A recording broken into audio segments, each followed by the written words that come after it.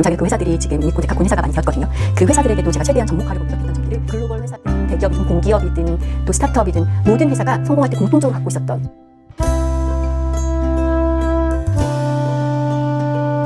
안녕하세요. 여러분의 꿈을 응원하는 채널 인사해요 지니 유진입니다. 이번 시간에는 지난번 영상에서 말씀드렸던 성장한 회사, 성공한 회사의 공통점인 그 그릇의 크기를 키우는 것, 그걸 위해서 좋은 구성원들과 함께하고 그들에게 많은 권한을 위임하는 것에 대해서 말씀드렸었는데요. 거기서 핵심적으로 가장 먼저 중요한 건 대표님이 그리고 회사가 기존에 성공했던 방식들에 대한 노하우를 프로세스화하는 거라고 말씀드렸었어요. 더 상세한 내용을 궁금하신 분들은 저희 영상 꼭 확인해 봐 주시기 바랍니다. 오늘은 그래서 그 구체적으로 어떻게 회사가 성공 노하우들을 명문화해 나가고 빠른 시간 안에 많은 구성원들에게 그것을 전파시킬 수 있는지에 대해서 말씀드리려고 해요. 왜냐하면 이 과정이 먼저 수립되어야지 그 다음에 우리가 회사가 지향하는 바, 회사가 함께 하고자 하는 바, 회사가 추구하는 인재상에 맞는 사람들을 함께 채용할 수 있고 그들과 빠른 시간 안에 성장해 나갈 수 있는 거거든요. 그래서 프로세스화하고 시스템화 하는데 가장 중요한 그 첫 단계를 함께 밟아보도록 하겠습니다. 먼저 제가 개인적인 서를 톡 푸는 거 아니고요. 여러분 이 낡은 책 한번 봐주세요. 영어로 된 거라 제가 보느라 너무 힘들었어요. 그래서 많이 낡아졌는데요. 이 책은 Beyond Entrepreneurship이라고 당신의 사업을 지속 가능한 큰 회사로 바꾸기 위해서 엔터프런십을 넘어선 그런 책으로서 여러분 그 굿드 그레이트 그 책으로 되게 유명한 제임스 C 콜린이 같이 공저한 내용이에요. 여러분 넷플릭스가 우리에게 너무나 좋은 재미있는 콘텐츠를 많이 제공하고 있는데요. 그러기 전에도 실은 경영자들 사이에서 또 많은 근로자들 사이에서 그들이 지향했던 넷플릭스의 일하는 원칙이 굉장한 센세이션을 일으켰었어요. 그래서 실은 토스도 넷플릭스의 일하는 방식에 대해서 되게 큰 감명을 받아서 자기 하려고 했던 시도들이 토스 말고도 이제 많은 지금 유니콘, 데카콘 회사가 많이 그렇게 따라하려고 배울 점을 찾으려고 노력했었는데요. 저도 토스에 근무하면서 넷플릭스처럼 어떻게 한국의 실리콘 회사 같은 문화를 만들어 볼 수 있을까 대표님과 고민하면서 그 넷플릭스 대표님이 나와서 한 모든 강연 영상들을 다 봤었어요. 그분이 읽었던 책도 다 읽고. 근데 그때 Y 컴비네이터라고 지금 여러분 챗 GPT를 만들고 무료로 배포한 회사의 대표님이시거든요. 그분이 실은 내노라 하는 지금 세계적인 IT 회사들의 투자자셨어요. 그래서 지금도 여전히 스타트업들을 지원하고 그들에게 강의를 하시는데 그래서 같이 나와서 그 Y 컴비네이터 대표와 리드 헤이징턴 넷플릭스 대표가 나오셔서 얘기를 하는 그런 강연에서 넷플릭스 대표분이 인생책이라고 소개한 겁니다. 자기가 성경 다음으로 많이 읽은 70번 이상 자기 머리맡에 항상 두고 지금도 계속 보는 책이라고 소개한 게 바로 이 책이었어요. 그래서 제가 그 영상을 보고 검색해서 했고 안타깝게도 아직까지도 번역본이 있진 않아요. 그렇지만 이게 정말 그 넷플릭스 대표뿐만 아니라 디즈니 대표도 그랬고 되게 많은 분들이 추천하신 책이에요. 실제적으로 스타트업들이 어떻게 성장해 나가는지를 나온 책이고 제가 지금부터 말씀드린 내용은 이 책에 있는 내용들로 참조해서 말씀드리는 거 그리고 제가 운이 좋게도 재직했던 회사가 잘 투자를 받고 성장 가능성이 크게 인정받아서 점프업하는 그런 시기에 체계를 잡는 것으로 담당으로서 많이 합류했고 감사하게도 그 회사들이 지금 유니콘, 데카콘 회사가 많이 되었거든요. 그 회사들에게도 제가 최대한 접목하려고 노력했던 점들을 여러분과 함께 공유해 보도록 하겠습니다. 먼저 여러분, 자, 제가 지난 시간에 말씀드렸어요. 이게 제가 영국에서 공부할 때도 많이 배웠던 건데 Appreciative Inquiry라고 해서 긍정적 성찰, 탐구라고 해서 여러분이 어떠한 성공 경험을 한 것에 있어서 어떠한 현경과 어떠한 가치와 그런 과정 중에서 우리가 이걸 성공을 했지라고 추출해내서 성공 요인들을 도출해내고 그걸 이제 매뉴얼해서 다음에 적용하는 것들을 말하는데요. 여러분 회사가 요새 컬처 덱이라고도 하고 해서 많이 회사의 핵심 가치, 일하는 원칙 이런 것들 많이 해놓잖아요. 뭐 그냥 보기 좋은 말을 한 게 아니라 핵심 가치와 일하는 원칙에 따라서 평가도 하기도 하고 승진의 여부를 가르기도 하는 것처럼 되게 중요하게 작용하고 있는 실질적인 회사의 핵심 가치와 원칙들이 왜 나와지는지에 대해서 말씀드려 보면 결국은 이게 성공했던 요인들이었던 거예요. 자, 대표님이 내가 보니까 나는 이러한 의사결정의 기준으로 했었어. 그게 실은 핵심 가치죠. 모든 가치는 다 소중해요. 그런데 핵심 가치라고 하는 것은 의사결정의 기준이 되는 가치들인 거죠. 교수님들이 회사가 이 정도 고도에 올라가기 전까지 그리고 이것들을 잘 성장했을 때 요인들을 분석해 보니까 나는 이러한 원칙으로 일했어. 이렇게 일했을 때 우리는 가장 잘 협업이 됐고 가장 잘 성과가 났어. 라고 하는 게 일하는 원칙인 거죠. 그리고 이 근간의 맥을 뚫고 있는 것은 당연히 회사의 비전, 미션이 되겠죠. 회사 비전, 미션에 대해서 막 다양한 말들이 있어요. 뭐 혼용되기도 하고 하지만 어쨌든 영어에 대한 원단어를 좀 더 많이 해석해 보자면 미션은 사명, 내가 이 회사가 이 나라에 이 사회에 기여하고자 하는 사명에 대한 것들인 거고 비전은 조금 더 비주얼라이징, 조금 더 근시안적인 그런 것들이 되는 거겠죠. 결국은 그러면 내가 이 회사를 통해서 이루고자 하는 사회적 가치는 무엇인가? 난 어떻게 세상에 기여하겠다라고 하는 것이 미션이 되는 것이고 그것을 좀 더 구체화하는 것. 모든 데이터의 연결을 통해 성장을 돕는다. 이렇게 할 수 있는 게 우리가 어떠한 방법을 통해 우리는 어떠한 툴을 통해 그것을 해내겠다고 how에 대한 것이 조금 더 들어가 있는 게 비전이라고 할 수 있는 거겠죠. 그러면 이건 많은 대표님들이 어떻게 보면 회사를 처음 창립하실 때부터 마음속에 생각했던 거예요. 퍼실러레이팅이라고 하는 것도 많이 나오고 있는데 그거는 결국은 양분을 준다라고 하는 건데 여러분이 이미 생각하고 있었던 것들을 조금 구체화하는 거죠. 명문화해 나가는 것들을 옆에서 뭐 인사 담당자가 도와서 하는 것들인데요. 여러분 한번 생각해 보세요. 다 그런 게 있었거든요. 이 사업이 잘 된다고 하니까만 하진 않으셨을 거예요. 내가 사회에 어떠한 기여를 하고 싶고 우리 위해서 이걸로 한번 해보자 라고 하는 것이 회사의 미션, 비전, 이 가슴 뛰는 제가 말했잖아요. 회사는 대표의 꿈의 크기, 그릇의 크기라고 할 때 그 꿈의 크기에 대한 것이죠.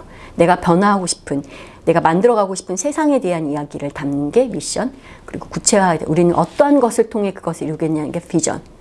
이것이 잘 전달되어지고 그러면 우리는 이걸 하는 과정에 있어서 우리는 이러한 기준들로 할 거야 하는 게 핵심 가치겠죠. 어떻게 보면 핵심 가치라고도 하기도 하고 일하는 원칙이라고도 해요. 그러니까 결국은 우리가 어떠한 행동을 함에 있어서 의사결정을 해야 되는 그 기준들에 대한 거거든요. 그게 누구는 원칙으로 표현하는 것이고 누구는 핵심 가치로 표현한 거겠죠. 그럼 대표님들은 회사가 성장해 나가고 우리가 빨리 이 흐름을 타서 급성장하기 위해서 빨리 많은 사람들을 정말 잘할 사람들을 채용해야지 했을 때 그 사전에 하셔야 될 것은 이것을 먼저 정비하는 겁니다. 내가 왜 이 회사를 설립했고 나는 무엇을 통해 이것을 이루고자 하며 우리는 이러한 원칙을 따라서 하겠다. 왜냐하면 이게 없어지면요. 다 자기만의 상상력을 가지고 회사에 들어옵니다. 그렇죠? 그러면 자기의 방식대로 하죠.